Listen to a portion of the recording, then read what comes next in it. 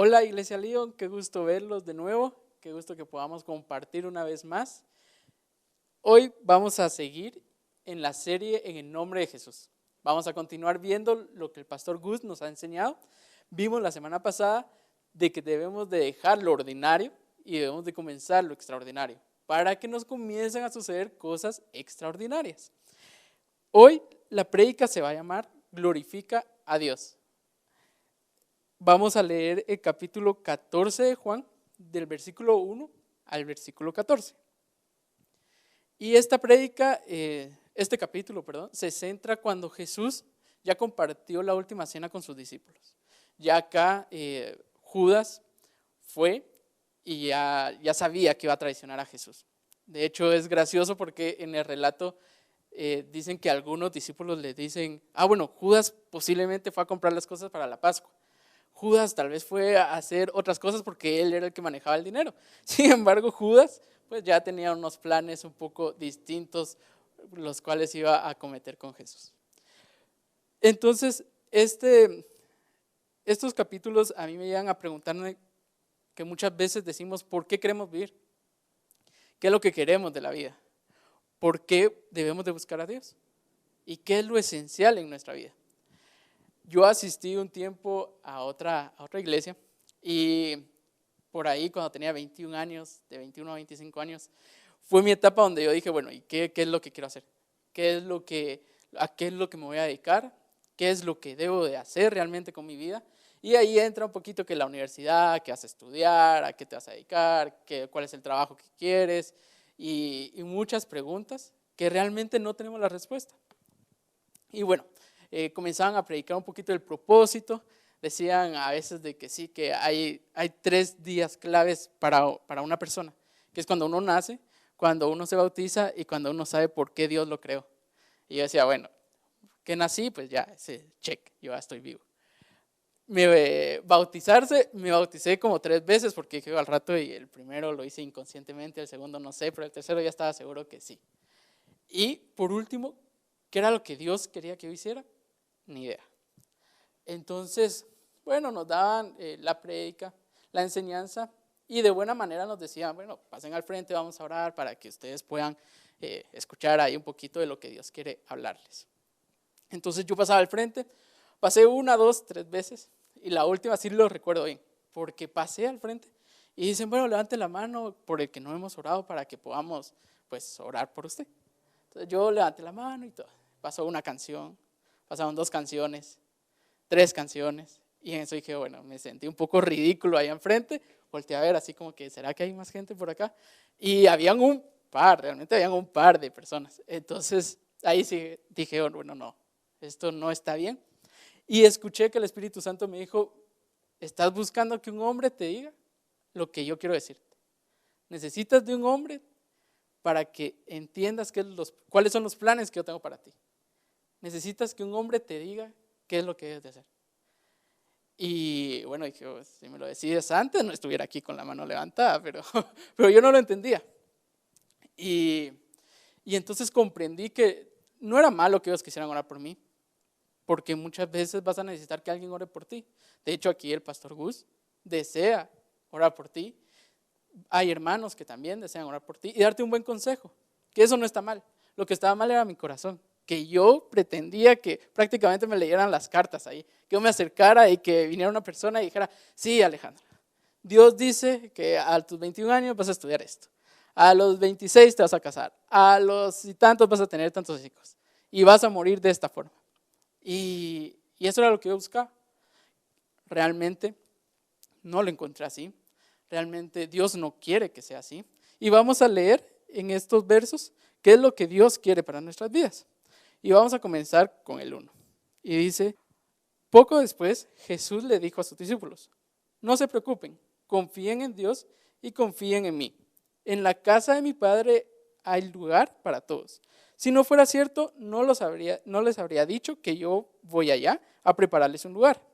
Después de esto, volveré a llevarlos conmigo. Así estaremos juntos. Ustedes ya saben a dónde voy y saben también el camino que deben tomar. Pero Tomás le dijo, Señor, si no sabemos a dónde vas, ¿cómo vamos a saber qué camino tomar? Jesús le respondió, Yo soy el camino, la verdad y la vida. Sin mí nadie puede llegar a Dios, al Padre. Si ustedes me conocen a mí, también conocerán a mi Padre. Y desde ahora lo conocen porque lo están viendo. Entonces Felipe dijo, Señor, déjanos ver al Padre. Eso es todo lo que necesitamos. Jesús le contestó, Felipe, ya hace mucho tiempo que estoy con ustedes y todavía no me conoces. El que me ha visto a mí también ha visto al Padre. ¿Por qué me dices, déjanos ver al Padre? ¿No crees que yo y el Padre somos uno? Entonces, aquí veo un poquito que, Jesús le habla a los discípulos, personas que vivieron con él, personas que convivieron día a día con él. Y aún así Jesús está enfrente, les está diciendo, yo voy al Padre. Quien me ve a mí, ve al Padre. Y todavía levantan la mano y dicen, mire, pero solo déjanos ver al Padre. Y con eso te prometo que nos basta. Y realmente son los discípulos. Son quienes estuvieron con Jesús gran parte de su vida. Y a veces es difícil ver a Dios. Entonces buscamos y pretendemos que Dios baje con ángeles, que se llene todo esto de fuego y que prácticamente venga Dios, nos haga reverencia a nosotros y nos diga, aquí está tu Padre, ¿qué quieres? Y eso no debe ser así. Jesús estaba enfrente, pero no podían verlo, no podían ver a Dios en Jesús. Y nosotros muchas veces creemos que necesitamos algo fuera de este mundo para saber que Dios tiene cuidado de nosotros. Ellos también le dicen, Señor, pero ¿a dónde vas? No sabemos a dónde vas. Y Jesús les dice, yo soy el camino, la verdad y la vida. Debemos de saber que hay algo más. Debemos de saber que vamos con Dios, porque es peligroso. Si nosotros no sabemos dónde está el cielo, dónde está el infierno, dicen que el infierno pues es feo y todo, pero al rato te acostumbras y no supiste que estuviste en el infierno y nunca llegaste al cielo. ¿Qué te asegura? Entonces debemos de conocer realmente a Dios. Debemos de conocer lo que Dios quiere para nosotros, que es nuestro Padre, y así basar nuestra vida en la voluntad de Dios. Vamos a continuar en el versículo 12, donde dice, les aseguro que el que confía en mí hará lo mismo que yo hago. Y como yo voy a donde está mi Padre, ustedes harán cosas todavía mayores de las que yo he hecho. Yo haré todo lo que ustedes me pidan. De ese modo haré que la gente vea a través de mí el poder que Dios el Padre tiene. Pero antes, en el versículo 11, les dice Jesús, dice, lo que les he dicho no lo dije por mi propia cuenta.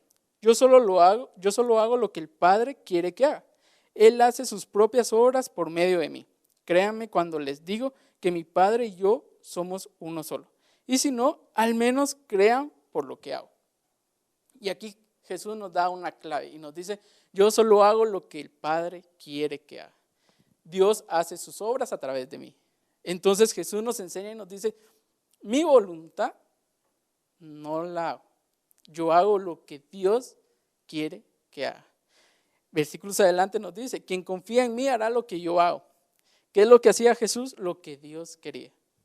Entonces, debemos de saber de que nuestra voluntad, nuestros deseos, es que a veces queremos vivir. Y no se trata de eso. Jesús nos dice, yo lo que hago, lo hago porque Dios quiere. Y dice, si no creen por lo que les digo, aunque sea, crean por lo que yo hago. Y es que muchas veces le decimos a alguien, mira, cree en Jesús, o nos dicen, mira, busca a Dios, te va a ir bien, etc. Pero a veces cuenta más el ejemplo. A veces cuenta más cómo sos. Y muchas personas seguramente no te van a creer por lo que dices, por cómo hablas, por cuánto adoras supuestamente a Dios. Van a creer por cómo te comportas día a día, cómo vives día a día. Eso es lo que impacta. Si Jesús tuvo que llegar al grado de decirle a sus discípulos, hasta bueno, ¿saben qué? Crean que sea por lo que hago. Cuanto más nosotros que somos tan imperfectos en todo lo que hacemos. Entonces, Jesús, cuando continúa, les dice, ustedes van a hacer mayores cosas que yo. Y yo voy al Padre. todo lo que ustedes me pidan. En otra versión dice, todo lo que ustedes pidan en mi nombre, yo lo concederé. Y ese es el punto, que Jesús nos dice cosas mayores que yo van a hacer. Los discípulos, si leemos un poquito cómo finalizó su vida, realmente fue algo trágico, salvo uno, que fue Juan, que él sí murió por causas naturales, los demás murieron crucificados, apuñalados, azotados, turbas lo perseguían y los golpeaban. Y realmente podemos ver un ejemplo en ellos de qué es hacer cosas más grandes que Jesús. Jesús les dijo a sus discípulos, ustedes pidan que yo haré. Pero, ¿qué es hacer cosas más grandes? ¿Qué es lo que Dios quiere que yo haga? Ver el ejemplo de los discípulos, gracias a Dios existen los discípulos y podemos ver un poco de qué es esa grandeza. Hoy leemos la Biblia, hoy tratamos de entender a Jesús, hoy tratamos de replicar a Jesús, porque ellos se tomaron el tiempo de todo el conocimiento que Jesús les dio, trasladarlo y compartirlo. Es decir, darnos a nosotros un poco del reino de Dios que ellos lograron vivir. Y eso es lo importante, eso es hacer las cosas mayores que Jesús. Jesús vivió 33 años, tú si tienes más de 33 años, ya viviste más que Jesús. Tienes oportunidad de hacer aún cosas que Jesús en su corto tiempo no pudo hacer. Pero lo que debemos hacer es cumplir con sus mandamientos. Lo que debemos de hacer es buscar ser como Jesús. Y Jesús tiene realmente, cuando Él parte, nos dice que nos deja al Consolador Divino, que es el Espíritu Santo. Recordemos que el Señor Jesús murió en la cruz por nosotros y cuando Él muere, realmente nos dice que es bueno que Él muera, porque nos dejará el Consolador Divino para que nosotros nos podamos conectar. Y eso lo vamos a encontrar en Gálatas 5:22. Allí hablaremos y entenderemos un poco más qué es el Espíritu Santo, quién es, qué frutos da en nosotros. Entonces en sus pantallas van a poder ver Gálatas 5. Vamos a comenzar en el verso 16. Y dice, obedecer al Espíritu de Dios. Por eso les digo, obedezcan al Espíritu de Dios, y así no desearán hacer lo malo. Porque los malos deseos están en contra de lo que el Espíritu de Dios, y el Espíritu está en contra de los malos deseos. Por lo tanto, ustedes no pueden hacer lo que se les antoje. Pero si obedecen al Espíritu de Dios, ya no están obligados a obedecer la ley. Todo el mundo conoce la conducta de los que obedecen a sus malos deseos. No son fieles en el matrimonio. Tienen relaciones sexuales prohibidas, muchos vicios y malos pensamientos. Adoran a dioses falsos, practican la brujería y odian a los demás. Se pelean unos con otros, son celosos y se enojan por todo. Son egoístas, discuten y causan divisiones. Son envidiosos, se emborrachan y en sus fiestas hacen locuras y muchas cosas malas. Les advierto, como ya lo había hecho antes, que los que hacen esto no formarán parte del reino de Dios. Y si vemos un poco acá, lo que describe es realmente una fiesta común y corriente de las que vemos cada fin de semana, donde te invitan y emborrachate, que no importa, tómate una cerveza, no es nada, no pasa nada, estás joven, viví la vida. ¿Y qué tiene? ¿Qué estás viviendo? Al rato conoces aquí a tu pareja, te casás, pero acá claramente nos dice, son infieles, pelean mucho, son celosos, cosas que ahora las vemos muy normales. De que sos celoso, sí, un poco lo normal. Si aquí dice que son obras de la carne, no está bien. Desconfiar, pelear, ser egoísta. Entonces son obras de la carne, son obras contrarias a Dios. Luego vemos en el versículo 22 y dice, en cambio, el Espíritu de Dios nos hace amar a los demás, estar siempre alegres y vivir en paz con todos. Nos nos hace ser pacientes y amables, tratar bien a los demás, tener confianza en Dios, ser humildes y saber controlar nuestros malos deseos. No hay ley que esté en contra de todo esto. Y los que somos de Jesucristo ya hemos hecho morir en la cruz nuestro egoísmo y nuestros malos deseos. Si el Espíritu ha cambiado nuestra manera de vivir, debemos obedecerlo en todo. No seamos orgullosos, ni provoquemos el enojo y la envidia en los demás por creernos mejores que ellos. Estos son los frutos del Espíritu. Esto es lo que Dios quiere que tú seas. Este es el propósito que Dios quiere para ti. No te está diciendo ni siquiera pelear con los demás. No te está diciendo compite por un trabajo que para estar arriba tienes que pisotear a todos. Eso no dice. Dice, contra esto no hay ley. Con que seas así, nadie te puede acusar. Con que seas así, no te debe de ir mal. Porque aquí incluso dice, tienes que amar a todos.